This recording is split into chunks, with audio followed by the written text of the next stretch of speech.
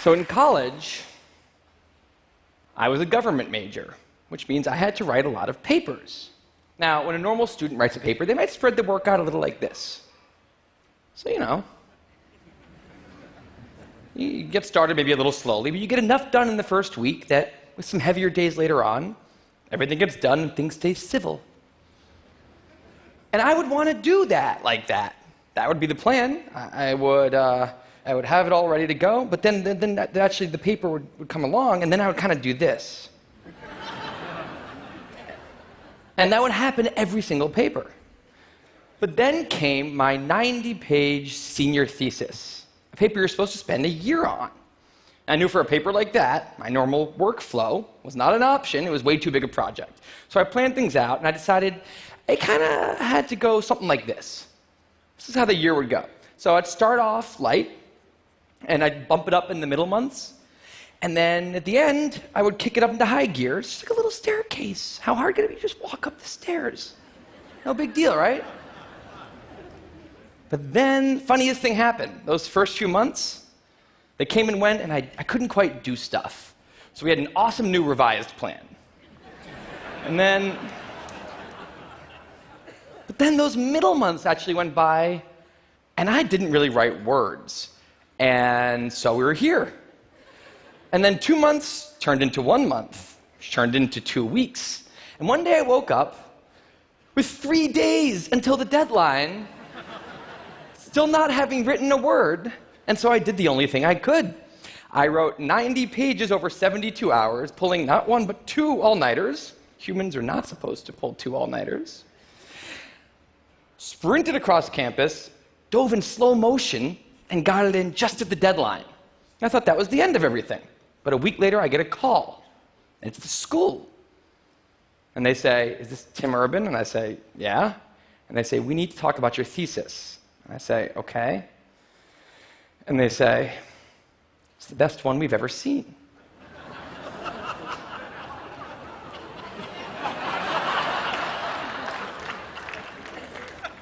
That did not happen. It was a very, very bad thesis. I just wanted to enjoy that one moment when all of you thought, "This guy is amazing." No, it was very, very bad. Anyway, today I'm a writer, blogger guy. I write the blog Wait, But Why?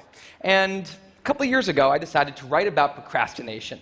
My behavior has always perplexed the non-procrastinators around me, and I wanted to explain to the non-procrastinators of the world what goes on in the heads of procrastinators and why we are the way we are. Now, I had a hypothesis that the brains of procrastinators were actually different than the brains of other people. And to test this, I found an MRI lab that actually let me scan both my brain and the brain of a proven non-procrastinator, so I could compare them, and I actually brought them here to show you today, and I want you to take a look carefully to see if you can notice a difference. And I know that if you're not a trained brain expert, it's not that obvious, but just take a look, okay? So here's the brain of a non-procrastinator. Now, here's my brain.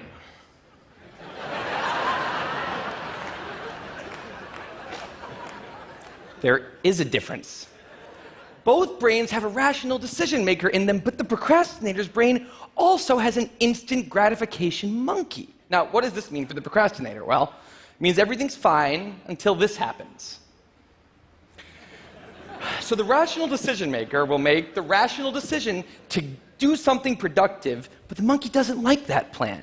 So he actually takes the wheel, and he says, "Actually, let's read the entire Wikipedia page of the Nancy Kerrigan-Tanya Harding scandal, because I just remembered that happened." Then we're going to go over to the fridge. We're going to see if there's anything new in there since 10 minutes ago. After that, we're going to go on a YouTube spiral that starts with videos of Richard Feynman talking about magnets and ends much, much later with us watching interviews with Justin Bieber's mom. All of that's going to take a while, so we're not going to really have room on the schedule for any work today. Sorry. Now, what is going on here? The instant gratification monkey does not seem like a guy you want behind the wheel. He lives entirely in the present moment. He has no memory of the past, no knowledge of the future, and he only cares about two things: easy and fun. Now, in the animal world, that works fine. If you're a dog and you spend your whole life doing nothing other than easy and fun things, you're a huge success. And to the monkey, humans are just another animal species he has to keep well slept, well fed, and propagating into the next generation, which in tribal times might have worked okay. But if you haven't noticed, now we're not in tribal times. We're in an advanced civilization, and the monkey does not know what that is, which is why we have another guy in our brain, the rational decision maker, who gives us the ability to do things no other animal can do. We can visualize the future. We can see the big picture. We can make long-term plans. And he wants to take all of that into account, and he wants to just have us do whatever makes sense to be doing right now. Now, sometimes it makes sense to be doing things that are easy and fun, like when you're having dinner or going to bed or enjoying well-earned leisure time. That's why there's an overlap. Sometimes they agree. But other times, it makes much more sense to be doing things that are harder and less pleasant for the sake of the big picture, and that's when we have a conflict. And for the procrastinator, that conflict tends to end a certain way every time, leaving him spending a lot of time in this orange zone, an easy and fun place that's entirely out of the makes sense circle. I call it the dark playground. Now, the dark playground is a place that all of you procrastinators out there know very well. It's where leisure activities happen at times when leisure activities are not supposed to be happening. The fun you have in the dark playground isn't actually fun because it's completely unearned, and the air is filled with guilt, dread, anxiety, self-hatred, all those good procrastinator feelings. And the question is, in this situation, with the monkey behind the wheel, how does the procrastinator ever get himself over here to this blue zone? A less pleasant place, but where really important things happen. Well, it turns out that the procrastinator has a guardian angel, someone who's always looking down on him and watching over him in his darkest moments, someone called the panic monster.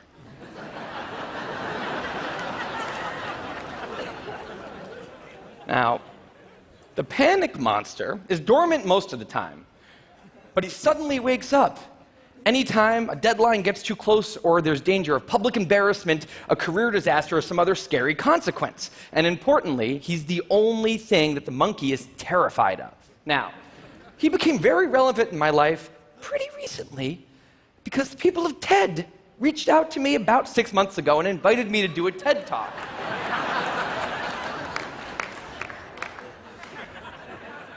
Now, of course, I said yes. It's always been a dream of mine to have done a TED Talk in the past.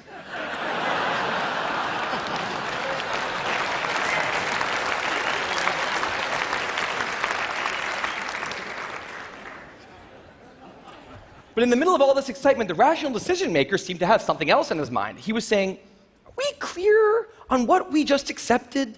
Do we get what's going to be now happening one day in the future? We need to sit down and work on this right now. And the monkey said, totally agree, but also let's just open Google Earth and let's zoom into the bottom of India, like 200 feet above the ground, and we're going to scroll up for 2.5 hours till we get to the top of the country so we can get a better feel for India.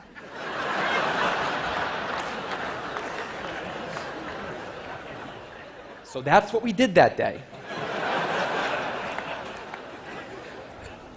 As 6 months turned into 4, and then 2, and then 1, the people of TED decided to release the speakers.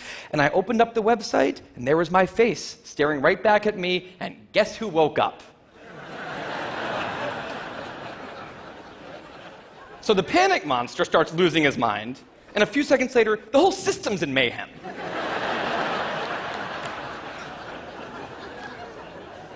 And the monkey, who, remember, he's terrified of the panic monster, boom, he's up the tree. And finally, the rational decision maker can take the wheel and I can start working on the talk. Now, the panic monster explains all kinds of pretty insane procrastinating behavior, like how someone like me could spend 2 weeks unable to start the opening sentence of a paper and then miraculously find the unbelievable work ethic to stay up all night and write 8 pages. And this entire situation with the 3 characters, this is the procrastinator's system. It's not pretty, but in the end, it works. And this is what I decided to write about on the blog just a couple years ago. Now, when I did, I was amazed by the response. Literally thousands of emails came in from all different kinds of people, from all over the world, doing all different kinds of things. These were people who were nurses and bankers and painters and engineers and lots of PhD students. And they were all writing saying the same thing. I have this problem too. But what struck me was the contrast between the light tone of the post and the heaviness of these emails. These people were writing with intense frustration about what procrastination had done to their lives, about what this monkey had done to them. And I thought about this, and I said, well, if the procrastinator system works, then what's going on?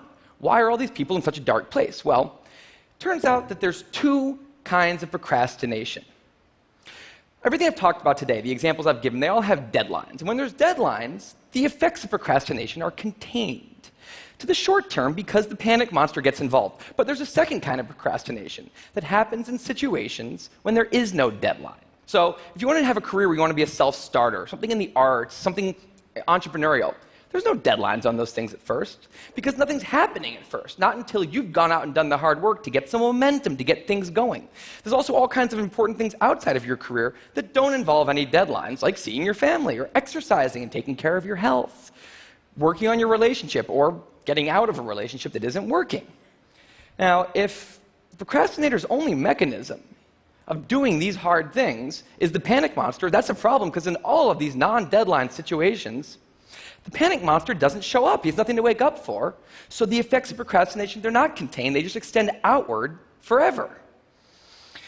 And it's this long-term kind of procrastination that's much less visible and much less talked about than the funnier, short-term, deadline-based kind. It's usually suffered quietly and privately, and it can be the source of a huge amount of long-term unhappiness and regrets. And I thought, that's why these people are emailing, and that's why they're in such a bad place. It's not that they're cramming for some project. It's that long-term procrastination has made them feel like a spectator at times in their own lives. The frustration was not that they couldn't achieve their dreams, it's that they weren't even able to start chasing them. So I read these emails and I had a little bit of an epiphany that I don't think non-procrastinators exist. That's right. I think all of you are procrastinators. Now, you might not all be a mess, like some of us. And some of you may have a healthy relationship with deadlines. But remember, the monkey's sneakiest trick is when the deadlines aren't there. Now, I want to show you one last thing. I call this a life calendar. That's one box for every week of a 90-year life. That's not that many boxes, especially since we've already used a bunch of those. So I think we need to all take a long, hard look at that calendar. And we need to think about what we're really procrastinating on, because everyone is procrastinating on something in life. We need to stay aware of the instant gratification monkey. That's a job for all of us.